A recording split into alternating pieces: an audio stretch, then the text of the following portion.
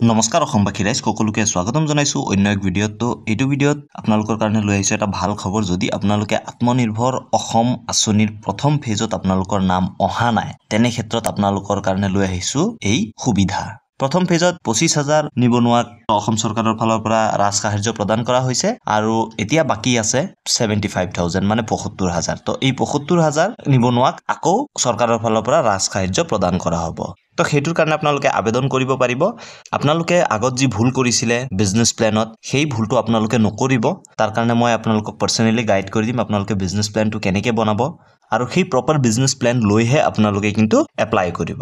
তেতিয়াহে আপোনালোকৰ যি পোৱাৰ চান্স হয় সেইটো ম্যাক্সিমাম হ'ব। সেয়েহে আপোনালোকে যেতিয়াই এপ্লাই কৰিব আপোনালোকৰ বিজনেছ প্লেনটো প্ৰপাৰলি প্ৰিপেয়াৰ কৰিব আৰু আপোনালোকক মই পাৰ্সোনালি এই চেনেলৰ মাধ্যমেদি গাইড কৰি দিম। তো এপ্লাই কেতিয়া কৰিব সেকেন্ড ফেজৰ সেইটোক লৈ মুখ্যমন্ত্ৰী হিমন্ত বিশ্ব শৰ্মা ডাঙৰীয়াই ঘোষণা কৰি দিছে। তো আপোনালোকক মই কেনেকৈ এপ্লাই কৰিব লাগে বা কি প্ৰসেছত আপোনালোকে এপ্লাই কৰিব সবিশেষ এটা ভিডিঅ' লৈ আনিম এই চেনেলৰ মাধ্যমত। তাৰ কাৰণে চেনেলটো সাবস্ক্ৰাইব কৰি থব আৰু লগতে আপোনালোকক জনাই দিম যেতিয়া পৰ্টেলটো ওপেন হ'ব যে যিসকলে ফাৰ্ষ্ট ফেজত পোৱা নাই সিহঁতে আকৌ ৰি এপ্লাই কৰিব লাগিব নেকি বা সিহঁতৰ ৰিনিউ কিবা অপশ্যন আছে নেকি বা আপডেট কৰাৰ কিবা অপশ্যন দিয়ে নেকি। তো সেইসমূহ আপোনালোকক জনাই দিয়া হ'ব আগন্তুক ভিডিঅ' কেইটাত। আপোনালোকক সেই ক্লিপটোও শুনাম যে আমাৰ মুখ্যমন্ত্ৰী হিমন্ত বিশ্ব শৰ্মা ডাঙৰীয়াই আত্মনিৰ্ভৰ অসমৰ সেকেন্ড ফেজক লৈ কি ক'লে।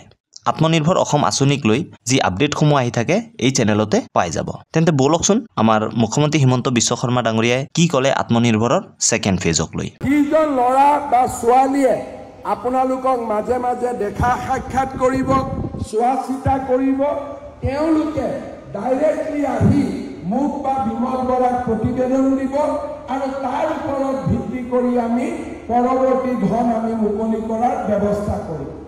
আজি 25,000 ল'ৰা ছোৱালীক আমি মাতিছোঁ। আন বহুত ল'ৰা ছোৱালীয়ে অপেক্ষা কৰিছে যে আৰু বাকী 75,000 ল'ৰা ছোৱালীয়ে কেতিয়া এই আঁচনি পাব। এই অহা মাহৰ 5 অক্টোবৰ তাৰিখে আমি আবেদনৰ পোৰ্টেল মুকলি কৰি দিম যাতে আৰু 75,000 হিতাধিকাৰীক আমি অতি সোনকালে এই ধন আমি মুকলি কৰি দিব পাৰোঁ।